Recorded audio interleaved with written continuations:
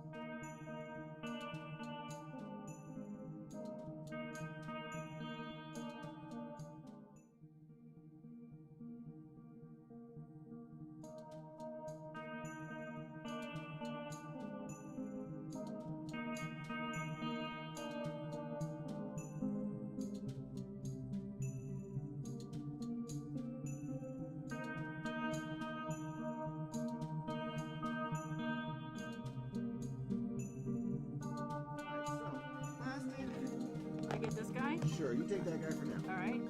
He's a ninja! He's attacking your base. Alright, we'll start now then. How about that? You have to say 3, 2, 1. That's what. 3, 2, 1, start. Hey everybody, welcome once again to Qyjari's Curious Crafts. We are here in sunny Florida, streaming live from Jamie's Craft Studio at the Real Tranquil. And we're going to be building something today. Hi. That's the only thing on your script. I stuck to the script. Alright, let's continue. I'll roll for that. No, just get the regular one in case he screws up, then we at least hear Madonna. You gonna stand up? No. He's a terrible singer, by the way. Through the wilderness, But what I made it through. didn't know how lost I was. I found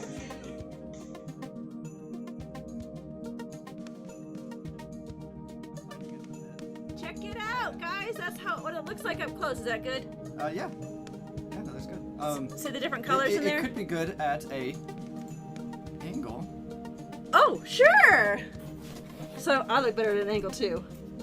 How's that? That was Is that flawless. better? Perfect. Flawless. Okay, so we still have a bunch to finish, but here is. We need little red lights so that I know, so you know where to look. Well, we're not that sophisticated yet. Yeah, we're not that. $1. All going to the Trevor Project. Yes, all going. Clover's here. Hi, everybody. You got her I good. had to do that. I'm sorry for your ears.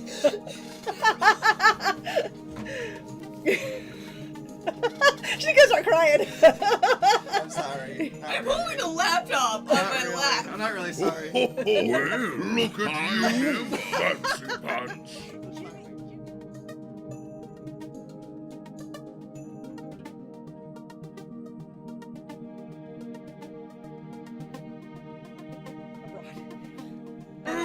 That'll be fine. It's weird. I'm actually like getting to a point where keeping up with chat's kind of difficult now. That's. That is, Well, it is good, stuff but my stocking. Oh my goodness! Rylan with the 200 bits. Thank you, man. Thank you. Was that the stuff my stocking? That was the stuff my I love stockings. that. That was one of Jimmy's That was things good. he did. Yeah. I like it. Yeah. Rainick, amazing. That's what I suggested to him because I said, "What are some?"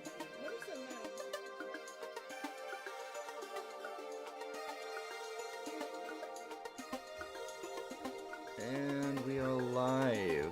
Woo! Cowabunga! Woohoo! We are going partially submerged tonight, folks! I'm so excited! Welcome to Qyjari's Curious Crafts and Miramore! Woo! From friends?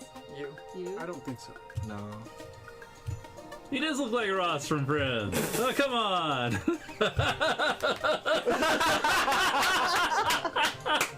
See? I hope that was recorded. Was that recorded? Sailing in at you. Hello! Welcome to Qyjari's Curious Crafts! Crafts so easy, even a monkey can do it!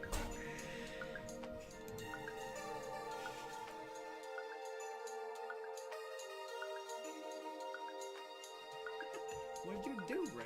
I have to get my. By the way, everybody, I'm drinking. If you're new, not new. If you're tuning in These- just now, I'm drinking. Look at that. These halflings were drunk when they built this. Look at that. It's so. Ah!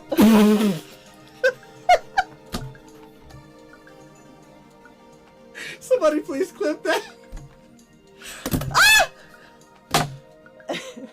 Half hour show? Half hour show A today? half hour show. We're 7 minutes over. Good night, everybody. Good night.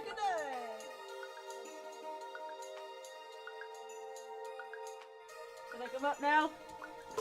Yeah, you can come up now. I'm never gonna get this thing off my butt. Yeah, probably. Good day.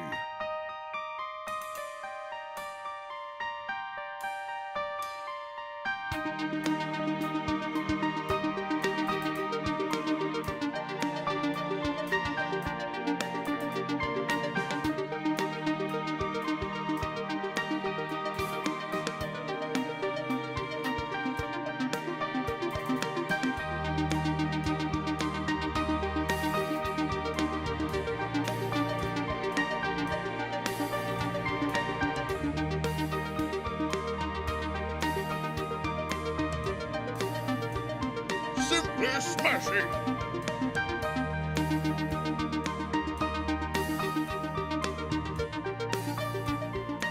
Well, well, look what the cat. Welcome to the stream.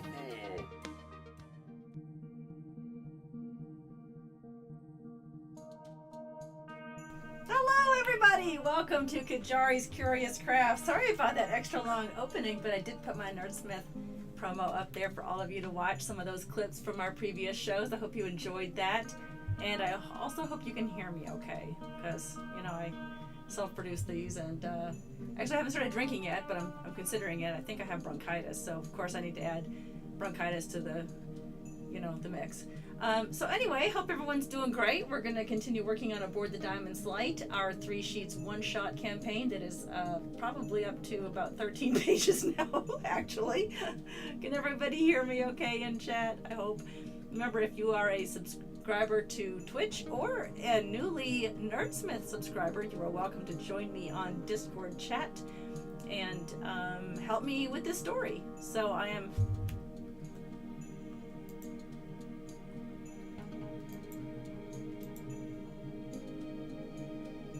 I think I know what's happening.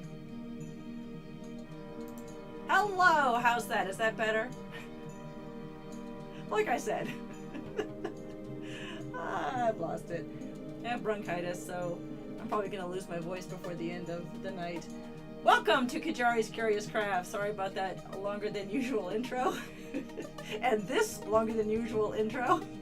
But I wanted to put my Nerdsmith promo up there. How's that? Can you hear me okay now? You know, if it's not one thing, it's another. I'm going to screw up every single stream I do when I self-promote, when I self-produce. Anyway, let me know if you can hear me. If you want to join me in the Discord chat, if you are a Twitch sub or a Nerdsmith sub, please feel free to catch me on Discord.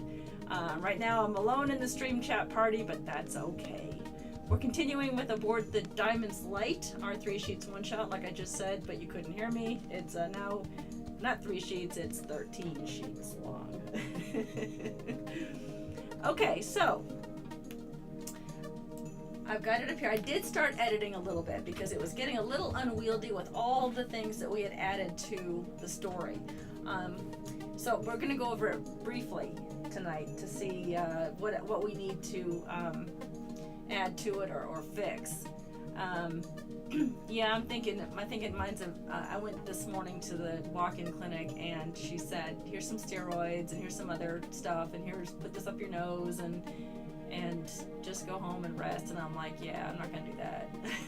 I want a beer. That's what I want. So we'll see what happens. She said, your oxygen's low. I'm like, well, that explains a lot. Okay, so we're going to go over this. Like I said, I started editing a little bit because, like I said, it was getting a little unwieldy. So I did do a bit of revamping on this. First of all, I added a little bit more to the all aboard part. So let's go over that real quick. I'll just read quickly. I'll lose my voice. Oh well. Am I still a little distant, Rainik, or does it sound okay now? Our intrepid adventurers find themselves on a well-maintained dock on the northern coast of Tarathiel, overlooking the expansive Silver Sea. It's a bright sunny morning with a warm, gentle breeze as the party boards the Diamond's Light, Queen Galera's favorite's personal yacht, as her guests. They are told that she is to meet with the neighboring Lord of Ravenscroft, Corvus Blackwing, regarding the ongoing second battle of the Obsidian Wilds. And I think that's actually battle for the Obsidian Wilds. I'm going to fix that. Double check my own notes, but I believe that's battle for the Obsidian Wilds. A little distant. Okay, let me get. Thank you for fixing or for saying that. I will lower the music, I guess, or I will fix my mic. How about I just put my mic on the table? Is that better? Okay, I moved my mic closer. I had a bunch of stuff going on. My mic is now right in front of my face. All right. Hope I don't, my typing doesn't activate it too badly. It's a clicky keyboard. I'll have to maybe get a better keyboard. Okay. And my mouse is going to click, but oh well. A rear end? I did. It's on the, I call that a heart. I did set that correctly. It's on the heart. But it was further away from me than usual. So, okay. Second battle for the Obsidian Wilds to the north, as well as transport important cargo. The party members are not told what the cargo is, just that it's being heavily guarded. Now, here's what I've added to kind of explain that and give more meat to the story, as it were. As they board, they notice several barrels and crates being loaded into the ship's hold. One crate in particular catches their eyes, and a passive perception of 12 or more. They could see some details maybe, or catch it as it's loaded. It's unusual. It's an unusual sight. Several crew members struggle to move the crate, and many of them seem to be very wary of its contents. Picture that scene in Christmas Vacation where Aunt Bethany comes and delivers the cat. Picture that, only a big giant crate. Something's obviously inside that crate, and you'll see the Dungeon Master note there below that it is the Kenneloth that's being crated and boarded onto the ship to guard. The next thing that we read here is closer investigation. We'll see several man-made holes puncture the crate in varying places, as well as hear a distinct snarling noise coming from the wooden container. And then a keen eye, and this will be a very high DC simply because if everyone's attention is on that, whatever's in that large crate, it's going to take a lot to notice that right behind those crew members trying to struggle with that large crate is a female crew member following closely behind, holding a very small brown chest. Now, scroll. I wrote here that inside the small brown chest is, we haven't determined what that's going to be yet. So that's on tonight's agenda, figuring out what the Queen could possibly be taking to Lord Ravenscroft that is so important that it requires such a large and vicious guard. Started scrolling. I'll scroll back up. Okay. Now, Ravenscroft is approximately 250 miles east of Tarathiel, and the passengers are told that the trip should take 3 days as long as the winds are favorable.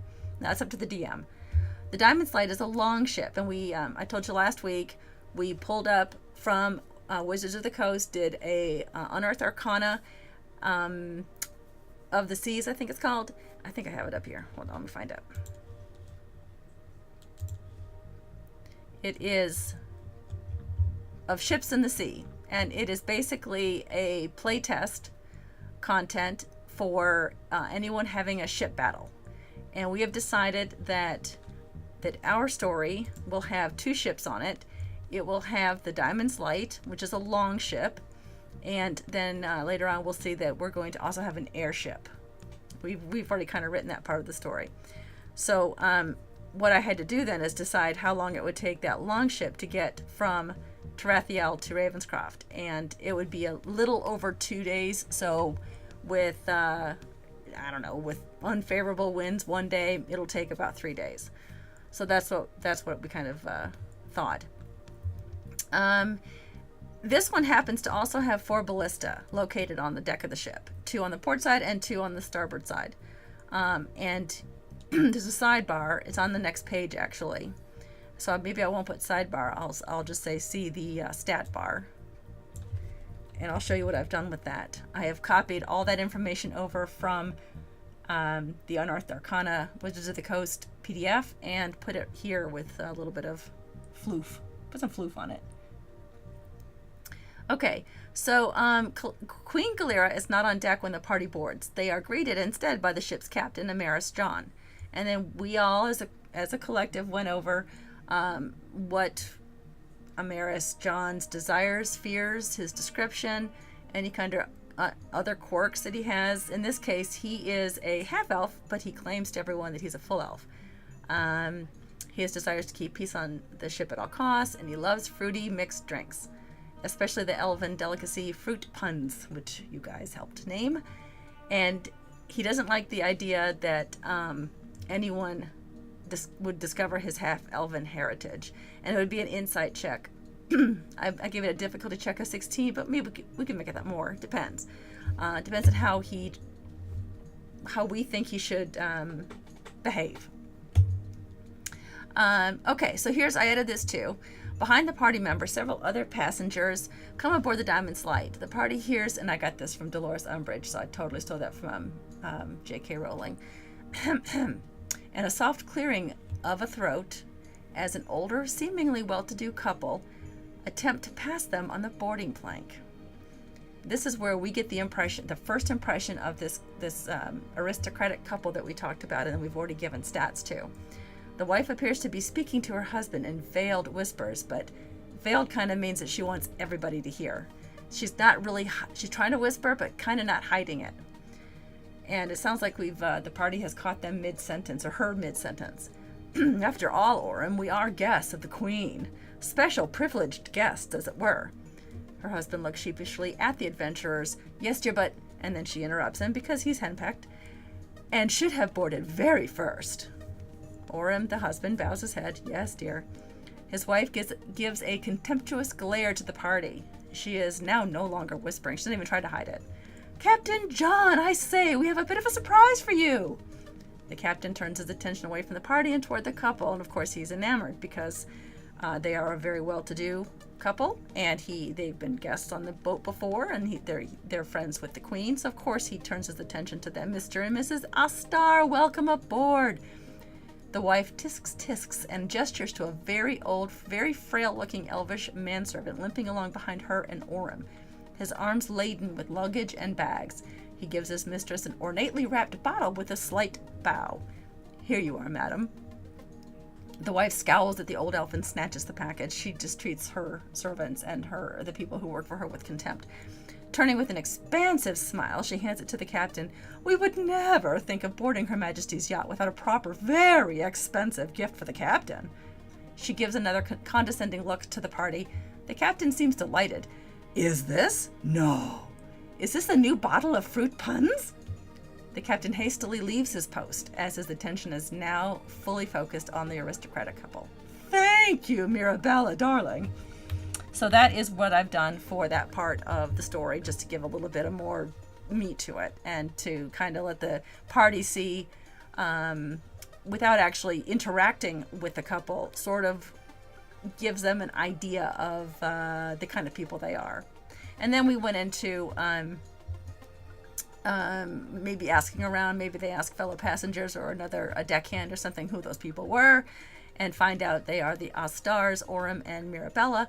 They're traveling to Ravenscroft on expedition, but they could have other, who knows, maybe they're the big bad guys at the end. They're traveling to Ravenscroft. And we went ahead and gave desires, fears, descriptions, and any other information about each of these two people, as well as Lumaer, the servant, the man, the old elf servant. He's 734 years old. Okay, so as you can see on the right here, I have put the Diamond's Light. It's a longship, and these are all the stats that you need if the ships when the ships meet, if they go into any kind of combat, which I expect they will, because they're being attacked. The longship typically does not have any ballista or any other weaponry on it. However, I go ahead and made Queen Galera's personal ship, her yacht, have, if not the most modern, at least something to defend her ship with. So I gave it 4 ballista, 2 on each side, and these are all the stats. They came straight from Unearthed Arcana, from Wizards of the Coast. None of this is my stuff here. So if you wanted to have any kind of ship battle in any of your D&D games, you can just go get that PDF. I've actually put a copy of it on my Discord under the 3 Sheets One Shot channel. Okay, so there's probably going to have to be some more story between here and the next part, but we come to our first battle, and that is Goblin Pirates. And we decided, after many of you suggested, I don't know, 20d20 pirates come down. By the way, the pirate ship stats do not support that many. So only 20 crew members and 10 passengers, 30 people total, can be aboard what we named the Ticking Frigate. It is a steampunk airship, Zeppelin, dirigible, whatever you want to call it, that is attacking the Queen's yacht. It's a pirate. It wasn't intended to be a pirate ship, as we'll discover later, but it has been pirated and is now under the control of Captain Gastiel Hellerwald. And we all know Gastiel Hellerwald. There's a very wonderful piece of art Ymir did for us, my very first ever piece of fan art for this show. Thank you, Ymir. And I went ahead and went into D&D Beyond, and I created homebrew of a goblin pirate. Basically took that from a pirate bandit, or a bandit captain. That's what I did, a bandit captain. And I switched it around to be more in line with what we needed for this. And we said that they would roll, I think it was 2d4. Yes, 2d4 goblin pirates descend from the airship via ropes. They use grappling hooks to secure the craft onto the rails or the deck of the Diamond's Light. This is after the lookout, dragging off the port side. Of course, it's so far away, and it's huge. It's actually larger. I think it's larger than the longship, 80 by 20, and I think the longship is 70 by 20. It's huge. Yeah, it is bigger than the longship. Gargantuan, if you want to say gargantuan. So, anyway, then I'd assume a fight breaks out. Conjure Volley happens before anyone comes onto the Diamond's Light. Does a ton of damage. Maybe takes out a couple of crew members of the Diamond's Light. So our intrepid adventurers may not have a lot of help with the crew members. It needs cannons. Maybe below deck. They can't. I didn't put cannons. I put ballista on there because I'm saying that wrong. I'm sure it's ballista on there simply because I didn't think cannons could reach upward. They can volley outward across long distances, but maybe not straight up. Whereas I believe ballistas could probably be tipped upward. Maybe, I don't know. We'll have to see. That's up to the DM, I'm sure. Well, I've actually played Sea of Thieves, and I know those cannons can kind of go upward, but I usually end up hitting, my own ship when I do that. The ball comes straight down. The cannonball comes straight down and takes out my own captain. Don't ask Crow about that.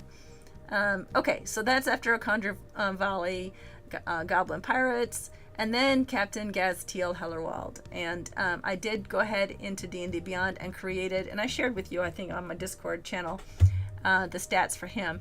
He was taken from a combination of various creatures. I don't even remember what they all were, but I really had to make him. In fact, I was able to make him so unique that I was able to share them with the community. Ymir did bring up a very important point, though. I had him as a large humanoid that went down to medium when his stilts were destroyed. However, Ymir was correct. He should be a medium humanoid and goes to small, because goblins are small, not medium. So I changed it, and he is a medium humanoid when he has his stilts. If his stilts are destroyed, and I do have the stats down there below for his stilts. I'll highlight those so you can see what I'm talking about right here. Once his stilts are destroyed, he becomes a small creature, and his movement then is reduced from 40 to 30. And I do have that up here in the speed as well. He has a multi-attack, a scimitar, dagger. We talked about those. I gave him parry because he has a higher challenge rating. It made him a 5. And I went ahead and put his desires and fears and other information, including the description we gave him with his 2 perfect ears, on this page here on D&D Beyond. So anyone's welcome to use him, of course, for any of their dastardly deeds. You shoot yourself, nice. Okay, so once hopefully Captain Gastiel Hellerwald is defeated, I put a Dungeon Master note too, and that is to, down here in my Dungeon Master notes, that the dirigible attack was from the air pirates who stole the Zeppelin from Granland gnomes. And this is where maybe if the frigate, the ticking frigate, which is what it's called, is destroyed, it crashes. It's in the sky. If the helm is destroyed, the airship can't turn. However, if the elemental movement is destroyed, then the ship crashes straight into the ocean, or takes out maybe the back part. It depends on where it's hovering of the Diamond's Light. So that's going to be something to consider with the players.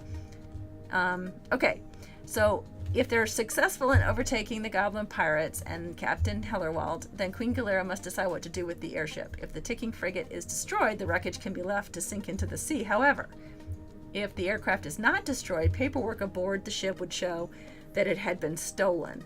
And maybe people would find out that the gnome engineering had created this, and knowing that they would want to return it to the Grand Tink. Thank you all, chat, for that wonderful name or title. Tizzle Flick von Winkelstein, our new ruler of Granland. I didn't have a ruler for Granland, and now we do. Okay, so if it's still floating in the sky, if the elemental movement is still available, she would have it secured via tow lines and towed to Ravenscroft. And this would slow down the pace of our ship exponentially, I would say. I would actually say it's about half movement because they're dragging this thing behind them. And maybe the ship took some damage. I don't know, but it's going to take them a little while. So that's as far as we've gotten. And I did do some editing, but say it again. I'm not going to say it again. What is it? Grand Tink, Tinkle Fizz? No, Tizzle Fizz. I can't even say it. Grand Tink, Tizzle Flick von Winkelstein. He's the ruler of Granland. Are you happy? I know, it's going to do, yeah, the recap's going to be a whole episode. Oh my goodness, it is already 7:30. Okay, I'll get going. We do need to come up with some things, though. We have to come up with what is inside that small brown chest. And we also need to come up with why is it being guarded so stringently. We also have a halfling stowaway that we've named but haven't given any other details to. We may not need this stowaway. I think that with the description I gave of we gave of Mirabella and Orem Ostar, that maybe they should be the villains. Maybe they're the ones that should get their comeuppance, similar to what happened with our favorite villain in Harry Potter. And something should happen to Mirabella, and maybe Orem just went along for the ride. Maybe he's a soul worth saving. So we should decide what's in that. So can we get a recap of the... All right, listen, people. I did a lot of editing, so that's why I'm recapping. You're so funny. Okay. No, we're not going to do the smaller chest thing. That's been done a million times. That's cute, though. That is really cute. It should be something that has to do with why it's being taken to Ravenscroft, and it has to be something that would help defeat the orcs, which is what they're defeating or trying to fight in the battle for the Obsidian Wilds up to the north. So something, hey Chief, so glad you could be here. A duck. Hey, Real Tranquil, it's about time you got here. I'm glad you're watching tonight. An Ioun stone. I like that. How would that help with... Let's look up Ioun stone. Let's do that. Let's go to Goblin Pyre. I don't need that one anymore. I think I spelled that wrong. Okay. Let's check this out. The God of Knowledge. I knew that.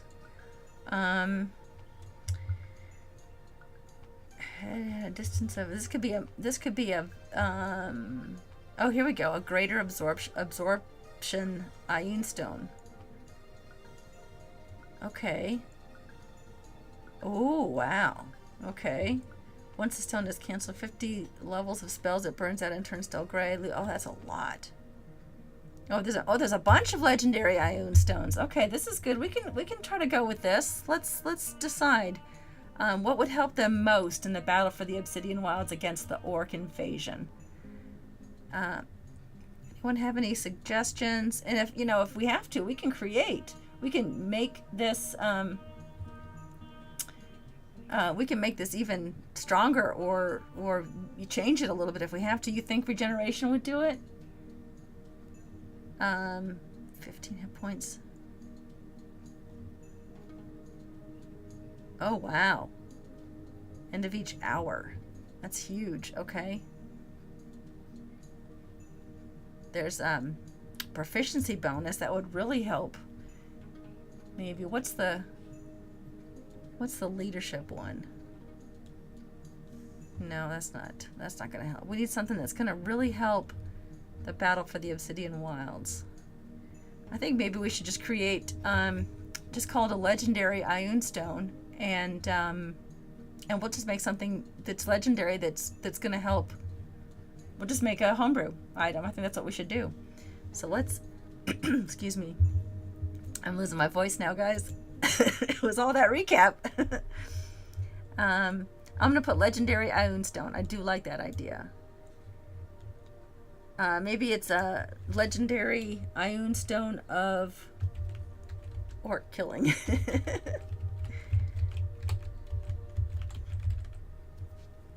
I'm gonna mute myself while I cough. 1 second. I'm sorry. Hang on.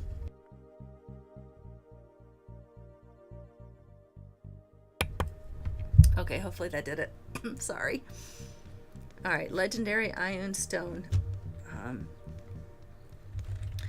That will be extremely beneficial to the elvish and human allies fighting the orc invasion. Oops, spelled that wrong. There we go. Okay, so now we've got, that's perfect because they'll be small enough to fit into that small chest that she's carrying. And we will have, we would say that maybe Mirabella wears wigs. Remember we said that her fear was that anyone would discover that she wears wigs? Because maybe she is sympathetic to the orcs. Gives the wearer haste when activated for 1 hour, but suffers... Okay, alright. Mountain Dew is copyrighted. Okay, alright, we'll consider that one. If you haven't forgotten, or if you didn't see the message when you came into the stream tonight, please type !Nerdsmith, and you will be entered to win a set of Die Hard dice. I'm just gonna mess all that up. There we go. Die Hard dice, !Nerdsmith, all one word. And you will be entered to win at the end of the stream that full metal set of Die Hard dice from them. I don't know which one it is, but they're gorgeous. Oh my goodness. I have gone to their website and drooled. This thanks to, they are one of the sponsors of Nerdsmith, and they, along with World Anvil, sponsor a lot of the programming you see on Nerdsmith, and that means me too. So you could take advantage. If you do win, you could take advantage of the free shipping on that and order more. Just get a free set and get more. Well, there's my push on Die Hard Dice. Okay. Okay, keep turning things on and off. There we go. Okay, so let's make Mirabella sympathetic to the orcs for some reason. Maybe her father. No, we didn't make her half orc, but maybe there's someone. No, I don't have the set. No, it's one of those where you go. I have the code, and you go to their site and pick one out, and they send it to you. I have that code. It's a great code. Hold on, I'm muting because I'm about to cough again.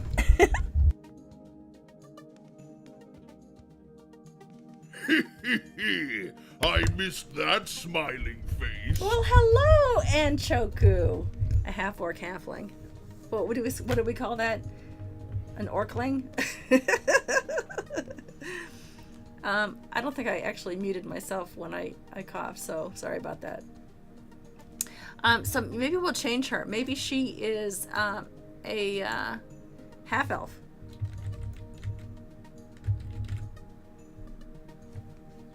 And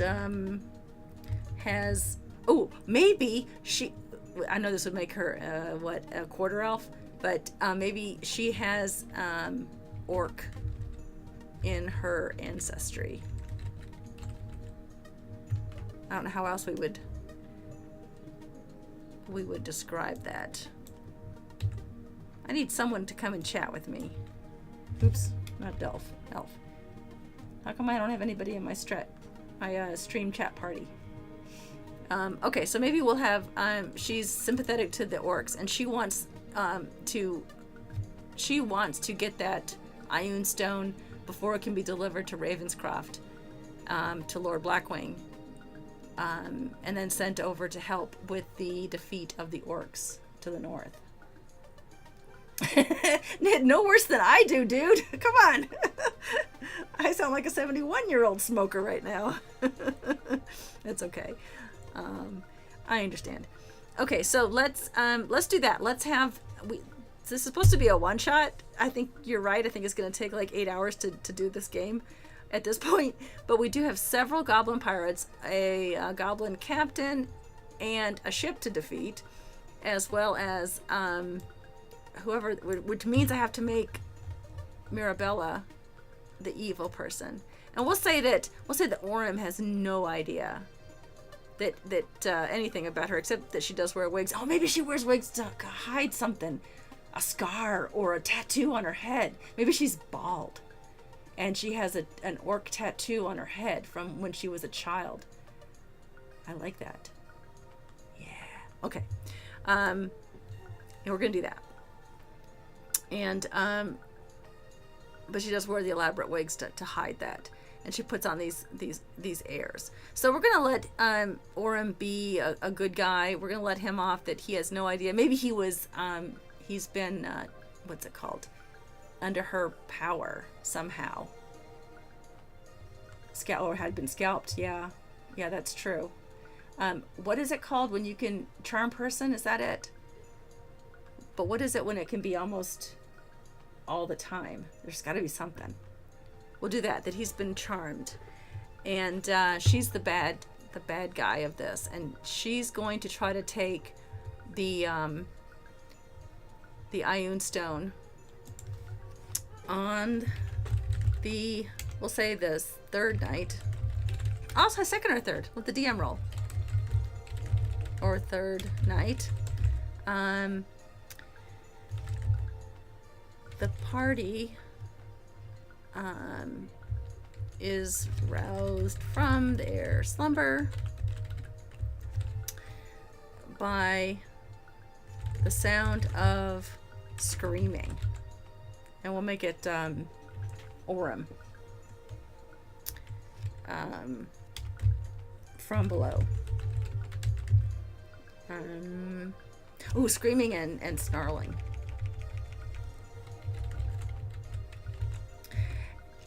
And I know what we could do. We could have the Caneloth have Orem in its grasp, about to kill him, and the party doesn't realize that. The party doesn't realize that I'm thinking this through as we go. The party doesn't realize that the Canoloth is the guard. I guess we could have a high perception to decide that if it was going to be. Yeah. In 5e, a vampire's charm lasts for 24 hours. She could totes be a vampire goth chick. Yeah, but she's, as long as it's only partially, because she'd be in the sunlight.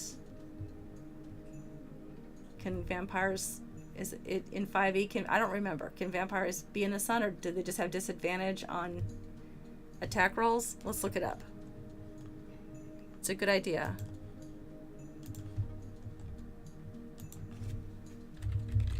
Let's see what their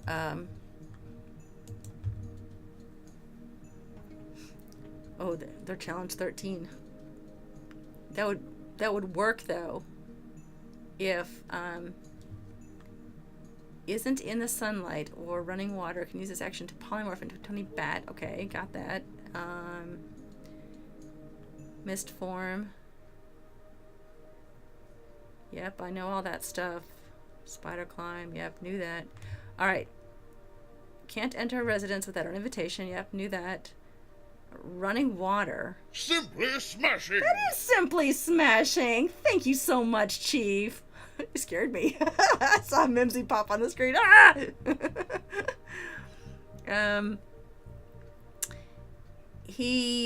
Oh, that was it. Oh, no, it's more. There's more. Sunlight. Okay. 20 radiant damage when it starts its turn in sunlight. Okay. Does that include if he wears a big floppy hat? Would that still be in sunlight? Probably. Yeah, I could do that. I could do that. Yeah, I know. I could take the vampire, and because she's not in her lair, I could give her less stats and say that she's got that a big floppy hat that she wears that helps her a little, but maybe she'll have disadvantage on a bunch of her higher level strikes, and she'll be the end boss. I like that idea. Okay, so I will not do this tonight, but I will go in and I will totally create a homebrew.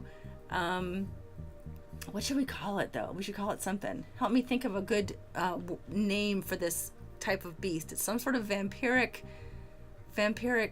subjugate. Ooh, how about that? Yeah, actually, I'm rewatching the Briarwood section of campaign 1 too. So that's a daywalker.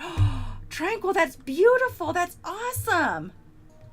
A daywalker, a vampiric daywalker. I gotta write that down. See, why don't you come to these streams more often, Jamie? I'm asking you right now. Let me write this down. Vampiric daywalker. Oh, we have just found a great idea. All right, so Mirabella. I think I spelled it with a Y. Actually, a vampire. And I will put here, make a note to homebrew. Homebrew without legendary layer actions. Because she won't obviously be in her lair. And we will have that Orem has been, you called it something. You called it, one of you said something. I'll scroll back. Vampire's charm.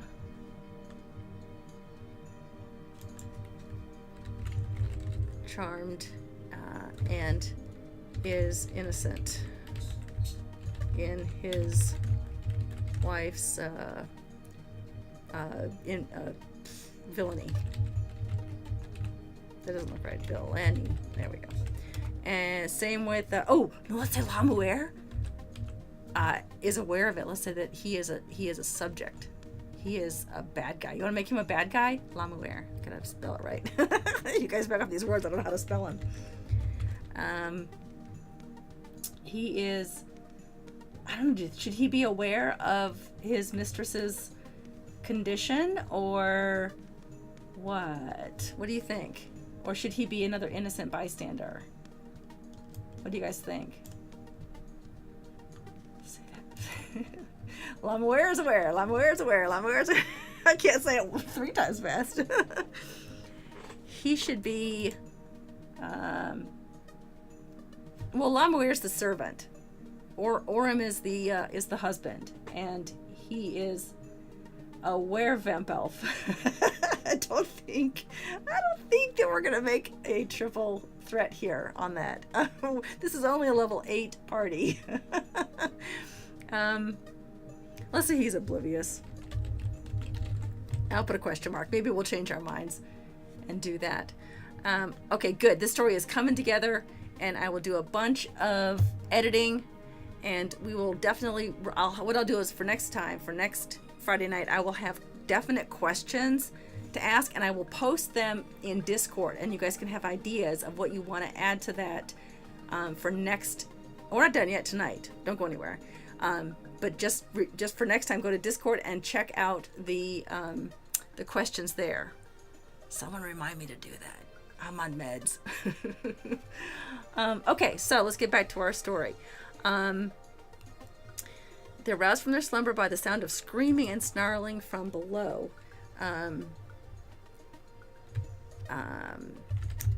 The adventurers rush to the ship's hold to discover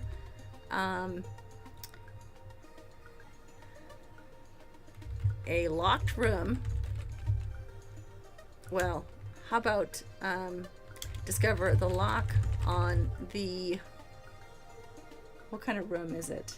It's a secure room, but what should we call it? It's not really a brig. Or maybe if they took any of the goblin pirates captive, there would be a brig, but that's not where that is not where this piece of the legendary stone of Ioun would be.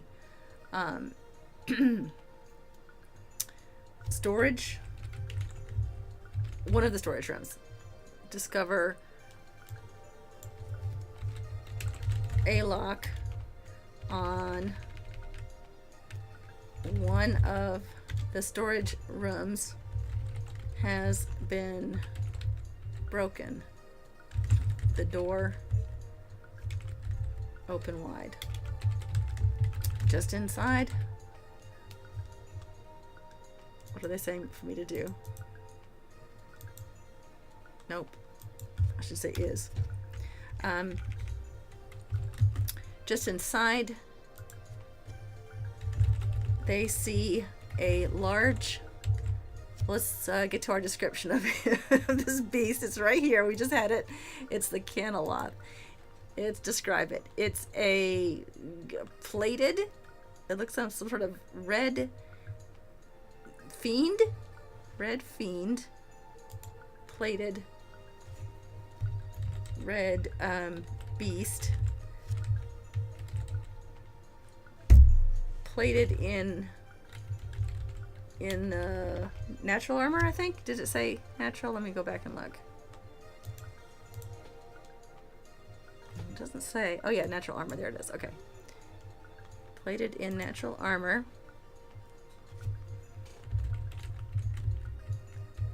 Say tough. Let's say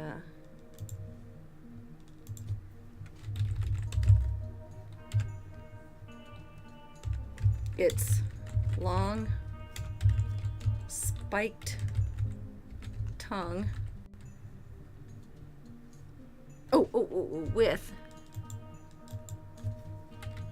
With a unconscious. I don't think I spelled that right. It looks like I did, but I can't. Yeah, I guess I did. With an unconscious Orem. in its my fingers were not on the right keys. Grappled in its long spiked tongue, screaming. Oh, let's see. Mirabella is screaming nearby. That doesn't make sense. We have to make that better. Large cork in the floor. Why is there a large cork in the floor? Oh, that's a good idea, Yimer. We could do that. It would add another hour to the session, but I'll make that a DM prerogative if their party's going quickly through this and they have another couple hours. Sure, that's a good idea. I like that idea. Mirabella is standing in a corner screaming for her husband. Now, because the party doesn't know that she is a, what do we call her, a vampiric daywalker, they probably will rush to kill the Kenaloth and release Borim from its grasp. So the party must decide what to do about the creature. And I'll put that it's a Kenaloth, if I'm saying that correctly. Okay. Plug inside is Gorilla Glue, cotton wire, and paper towels. Oh. You just said that because Tranquil's here tonight, right? That's awesome. All right, I'll put the Kenaloth stats in there when I can get to my other computer that has the fireworks graphic. It's my drawing program. I can do it better there than I can on cut and pasting it here. Tranquil's here. Yeah, he's here. He's kind of here. He said something once, twice. He's here. I should get him on Discord chat too. I don't even think he has a Discord account. He just got married, so his time's limited now. He's still honeymooning. Okay. Is actually okay. So they have to decide what to do, and probably they need to kill that Kenaloth. But then once they defeat, whoopsie, fingers on the wrong keys there. Once they defeat the fiend, she turns off bold.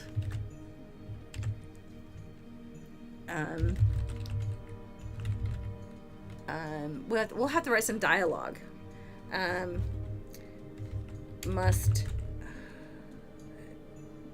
We'll say that she has little regard for her unconscious husband and tries to make excuses for them being caught in the ship's hold. In the room, in the storage room, with everyone. It's not a very big storage room. I would say that it's probably a 20 by 20, maybe, with shelves and storage around, so not a lot of room. Definitely won't be very good for a ranger. There you go, Tranquil. Have me play with Ronan and I won't be able to do anything. In the storm, with everyone in the storage room. The party can see a few barrels and crates. If you're wondering, I always say barrels and crates because I don't want to say crates and barrels. I always say barrels and crates. Uh-oh, here we go. Hey, Dal. I'm so glad you could be here tonight. Once the Candleloth is defeated, it slips off the cork and water starts to squirt up from around the cork, so the team must decide whether to take the Candleloth's place in holding the cork in. Oh, I see what you're talking about. Or abandon ship. Well, I would be, I don't know. I don't know about that. If you're referring to me, Rylan, you're very sweet to make me 20 years younger than I actually am. Thank you. I do like the idea of it standing on some sort of trigger, because a Candleloth, if you recall, I'll pull it up again. It just stands there, and it just does whatever it was told to do.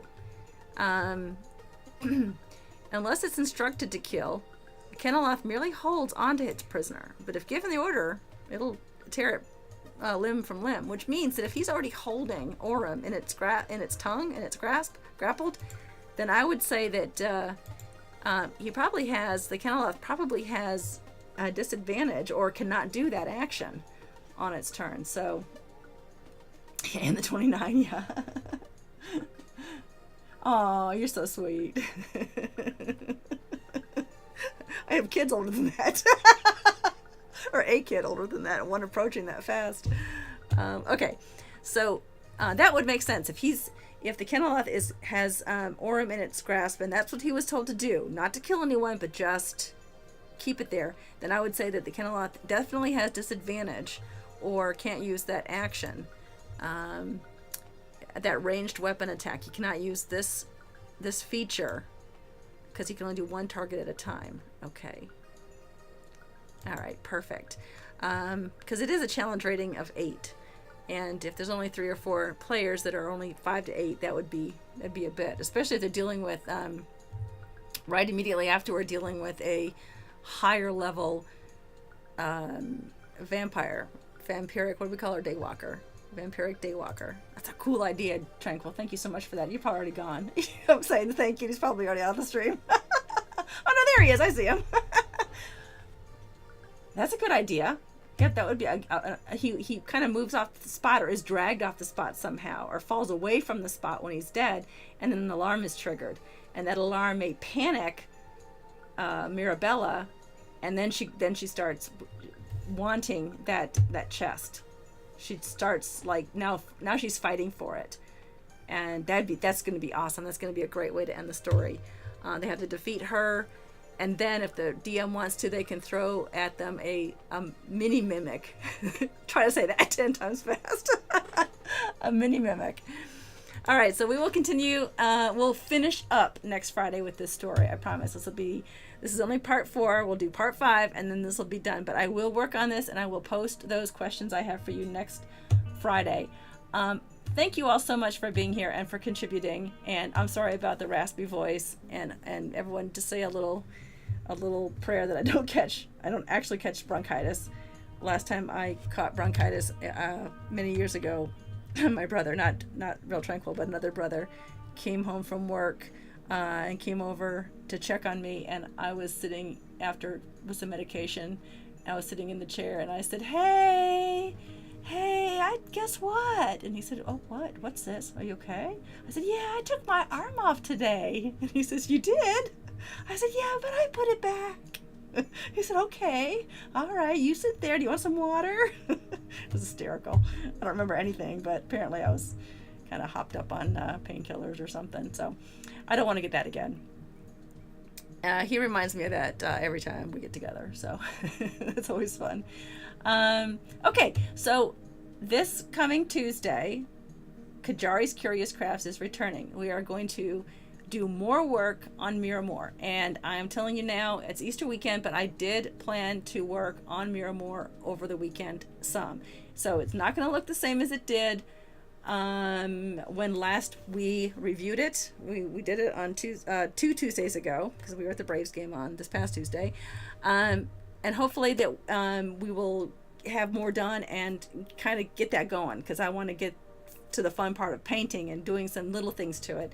and that kind of thing. Also, if following Qyjari's Curious Crafts on Tuesday, I want to point out to you, I'm going to go to my thank you screen, but don't leave because I'm not there yet. If you go to twitch.tv, we are Nerdsmith on their channel on Tuesday at 10 o'clock, I am DMing a homebrew game for them, and I am so excited about it. They are all going to be level 1 characters, and I have got some really fun ideas that I'm working on. Also this weekend, I have a crazy busy weekend planned, but we are going to be streaming that game from 10 East to 1 a.m. It's late for me, but they're in California, so it's not bad for them. So anyway, that is all part of the sub drive that is going on here during the last 2 weeks in April to promote subscribers to Nerdsmith. And I really appreciate those of you who have already gone over to nerdsmith.org/support and become Nerdsmith subscribers. I've seen a lot of you on the We Are Nerdsmith shows, and I really appreciate seeing your names. It was such a surprise to see you when I got to play in last Tuesday's game, and to see your names in the chat. So that was a lot of fun. Thank you guys. Thank you for all your support. I really appreciate it. Following this stream, have I vamped enough, Raynick? Because we are going to go raid Raynick, and he is, I don't even know what he's playing, but he's doing something.